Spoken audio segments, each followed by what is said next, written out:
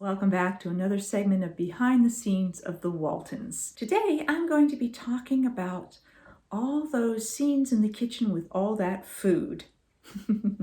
Does it make you hungry just thinking about it? If you're enjoying these, please do like and subscribe. Over the 9 seasons of the Waltons, we probably spent more time in the kitchen than any other set. There would always be at least one whole day of every episode devoted to scenes in the kitchen. Sometimes it would be more than one day. We would start first thing in the morning and we would go all day long with scenes in that kitchen. And most of those scenes involved food. Many of you have asked questions about the food, from what did we eat to how was the food prepared, things like that. So I thought I would cover some of those questions for you here in this segment. As for what did we eat, it really depended on what meal of the day we were having. If it was breakfast, it was often eggs and maybe bacon or ham or sausage of some sort and biscuits. Those were pretty standard breakfast fare around the Waltons. Sometimes it might be oatmeal, but that was less common. If it was we didn't do a lot of lunches because typically during the day, if it was lunch, it wasn't everybody. John and Grandpa and sometimes some of the boys might come in and have lunch. And a lot of times those were sandwiches, things like that, maybe soup. They drank a lot of coffee, at least, John and Zeb and Esther and Olivia, they all drank a lot of coffee. Not very much with the kids, maybe a touch when John Boy was older, or if they had people over, there was always a pot of coffee on the stove. So the biggest meal that we dealt with was dinner. Now dinner came in 3 phases. There were the scenes that were at the beginning of dinner where everybody came and sat down, food was being put on the table, we joined hands and said grace, and then the meal started. Sometimes the end of the scene was right about the time the meal started, just as we were passing things around.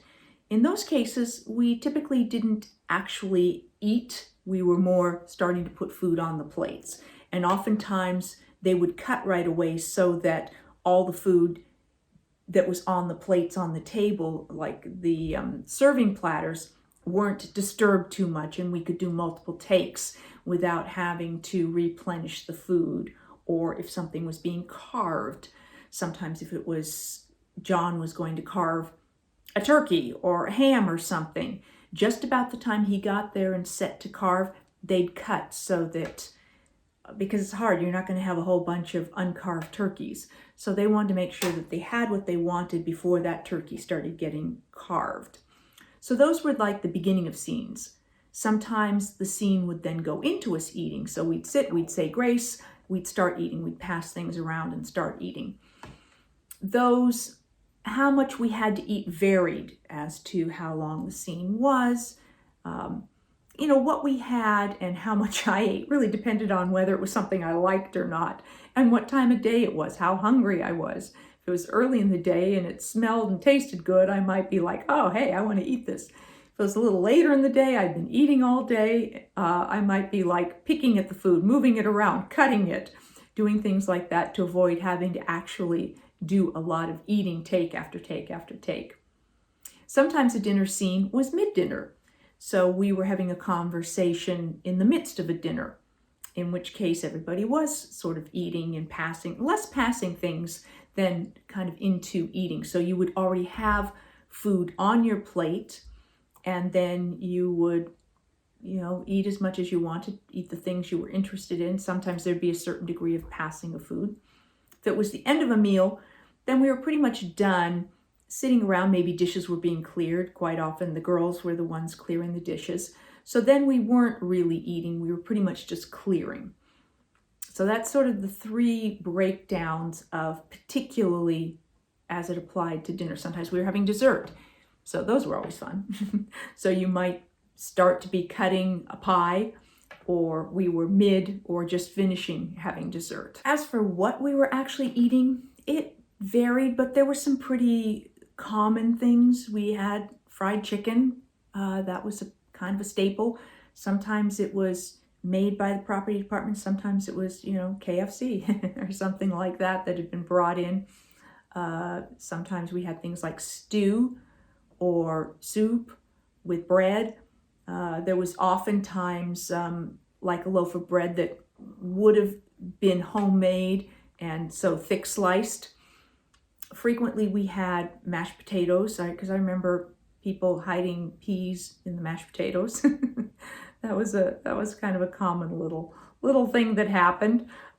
Vegetables, we'd have peas, we'd have corn. I remember having corn on the cob, and I remember Will Gear would always use his knife and carve all the corn, cut it off of the cob, and I always thought that was fascinating. I always liked eating it right off the cob, but I don't know, he may have had dentures or something, so corn on the cob can be trickier for someone with bridges or dentures. It didn't occur to me as a youngster. In terms of how it was prepared, sometimes it was brought in, they might have got it at the store and then heated it up. And there was a kitchen that really worked. They had created a working kitchen on the set. It was through that door between the stove and the kitchen counter towards where the sink was, that sort of mystery door that we talk about sometimes. Every once in a while you'd see that door used for like a pantry or something like that. But through that door, there was, not too far from there, was another sort of area that had been built that was used by the property department as a kitchen. So when we had scenes with food, they would prepare whatever we were going to be having in there. So they had, cooking surfaces and something to heat things, and so they would prepare the food in there or heat it there. I guess it was a little bit up to them what those meals were going to be, unless it was specified, like it was supposed to be Christmas or Thanksgiving or something, or it was a show about having, caught a turkey or something. Because we would be doing scenes in the kitchen all day long, and frequently there were multiple scenes that were breakfast, lunch, dinner, so there would be a lot of food involved in a day like that, and it did get difficult to have to keep eating. You would have the master, the wide shot where you see everything that's going on. But at that point, everybody was going to do whatever it was that they needed, because you're going to see everybody. So everybody's eating, if that's the case. Then when we got into close-ups, if you weren't on camera, you weren't actually eating. In that case, the people who weren't actually eating, usually all the plates and everything stayed on the table and they just get covered. Then the camera would turn around and then all of a sudden you'd be there and they'd uncover your plate and it would be your close-up and you'd have to eat. Sometimes it could be warmed up, sometimes it was just cold, and so you do those. And I don't think many of us ended up with scenes where we had to really be shoveling in food. But I remember learning early on in the series not to overdo it first thing in the morning and then be stuck with many additional takes where I had to be doing the exact same thing. That sort of matching thing for continuity, for the consistency of the shot. So those were tricks you kind of learned. I've joked about how you rarely see Michael, Learned, Olivia eat. And so people have pointed out, oh, I saw her eat something there, and I saw, caught an episode here and there. For the most part, she was smart enough to avoid a lot of eating that she had to do over and over again. But then there were characters that had to be eating. In The Boy from the CCC, Michael Rupert is supposed to be, starving. And so he is shoveling in, I think that was some sort of cream chip beef type thing. And I felt for him because it wasn't something I cared for, and he was having to just shovel it in take after take. Those are tough to do.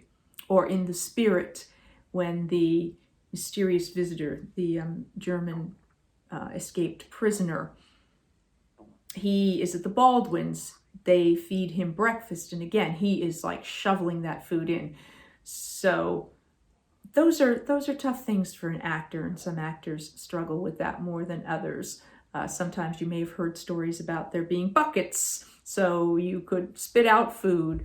I think Eric talked about having done a commercial of some sort where all day long he was having to eat whatever it was that the product was, and frequently they would have buckets so that people could spit out the food and not have to, fully eat it all day long. So always a challenge to work in the kitchen. With those days, we would start in the morning, we'd be doing those scenes until lunch, then we'd break for lunch. It's like the last thing you felt like doing after a morning of doing eating scenes was go to lunch. And they would put saran wrap of some sort over those plates, and you would go to lunch. And when you came back, they would uncover that plate and we would carry on. So it's not always as glamorous as it seems. We never worked with fake food. So everything on the table was real, was edible. There was no fake plastic food. That's the story on all that food that you saw. So see if you can pick out some of the additional things that you spot us eating and let me know what you see. I will be back for another segment of Behind the Scenes of the Waltons, and some more Ask Judy will be coming up. Thanks for watching.